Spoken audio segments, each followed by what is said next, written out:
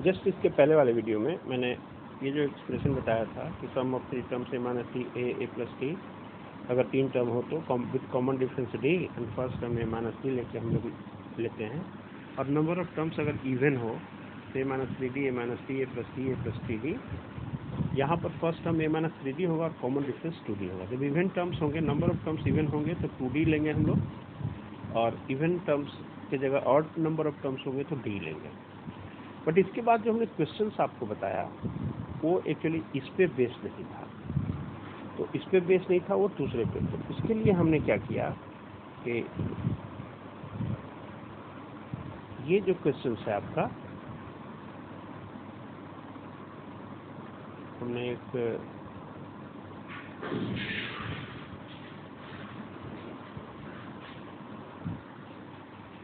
ये हमने क्वेश्चन लिया, ठीक है।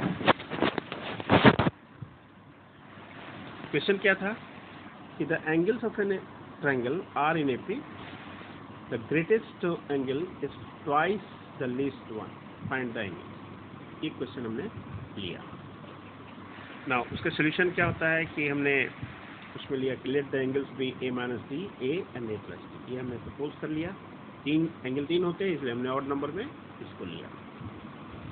अब as you know the sum of the angles all the in a triangle is 180, so a minus d plus d should be 180, और यहाँ से ए की वैल्यू आपको मिल गई 60 डिग्री।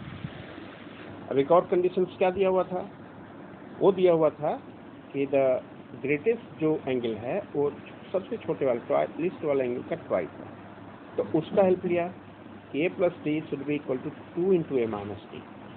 सिंप्लीफाई करके हमारा रिलेशन बना ए इक्वल टू 3। ए आपने क्या निकाला हुआ है, तो हमने जो ये लिया 3d इक्वल टू आया 3d इक्वल टू ए, जहाँ ए की वैल्यू हमने 60 निकाला हुआ है, तो डी की वैल्यू क्या हो गई, डी की वैल्यू हो गई 20।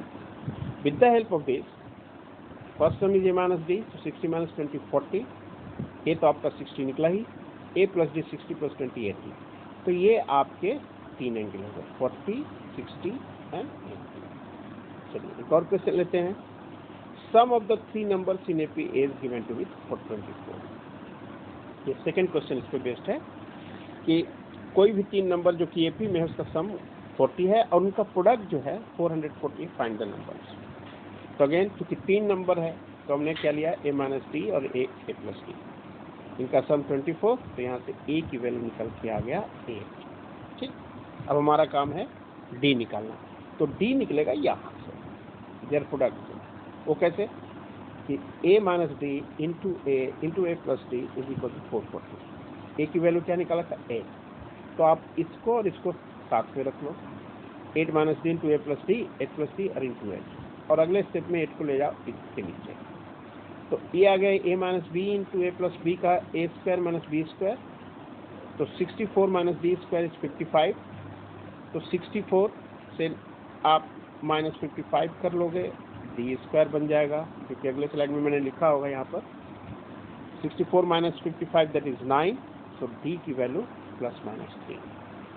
तो अब आपके पास ए 8 है और डी प्लस माइनस 3 है, तो ए 8 और डी 3 लीजिए, पॉजिटिव 3 लीजिए, तो आपका बाकी के तीनों टर्म मिल जाएंगे, ए माइनस डी मिल जाएगा 5, ए प्लस डी मिल जाएगा 11, यानी आपके नंबर्स हो गए 5 8 11।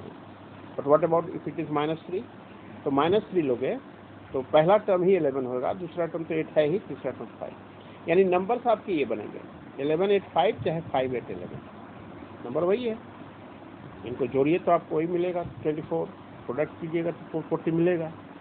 सो देयर इज नो, तो वर्ड यूज करना हमें बीच में हुआ और, लेकिन अगर यही रहता नंबर के बदले में कि find the AP, terms of AP, तो ये दो डिफरेंट जो हैं एपी हैं, 2 different AP, same set of numbers but 2 different AP. तो जब एपी अगर क्वेश्चन होता तो हमारा ये आंसर होता 11 8 5 एंड 5 8 11। एपी अगर लिखा रहता है कि आपको एपी निकालने हैं, अरिथमेटिक प्रोग्रेशन के टर्म्स निकालने हैं, लेकिन नंबर निकालने हैं तो 11 8 5 और 5 8 11। Okay, let us take one more question जिसमें कि 4 टर्म हो, even terms. Question is divide 32 into 4 parts. Divide का मतलब डिवीजन नहीं, डिवाइड का मतलब बांटना, अलग अलग करना। 32 को आप 4 अलग अलग भागों में बांटिए, सच दैट कि the terms must be in AP and their ratio product of extreme is to the product of means is 7:55। चलिए दो बात product of extreme and product of mean की बात भी करेंगे। तो हमने 32 को 4 भागों में बांटा, ये हमने पता ना, नंबर ऑफ टर्म्स अगर इवन हो तो ये लेना चाहिए। तो सर्टेनली इन चारों को ऐड करेंगे तो 32 मिलना चाहिए। तो a minus 3d, a minus d, a plus d और a प्लस 3d को ऐड किया 32, तो यहाँ से d सारे कैंसिल हो गए, 3d माइनस 3d से, d माइनस d से। तो 4a equal to 32, again a equal to 8। ठीक है, पिछले वाले में भी 8 आया था, इसका मतलब ये नहीं कि हमेशा 8 ही आएगा, क्वेश्चन पर डिपेंड करता है। अब एक्सट्रीम मतलब जो सबसे दोनों किनारे में हो, ये एक्सट्रीम्स हो गया, और जो बीच में हो वो मीन हो। तो कह रहा है कि इन दोनों का प्रोडक्ट इज टू मीन का प्रोडक्ट वो 7:15 में। तो a minus 3d by a plus 3d divided by a minus d into a minus 3d into a plus 3d divided by a minus d into a plus 3d 7:15।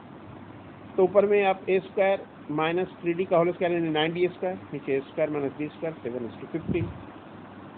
तो अगले step में 64 minus 9d square by 64 minus d square equal to 7:15। Cross multiply कीजिए, तो मैंने इसको into करके पूरा नहीं लिखा है। 64 इंटू 15 माइनस 15 9 जाए यहाँ 35 लिख दिया, फिर 64 इंटू 7 माइनस 7d स्क्वायर।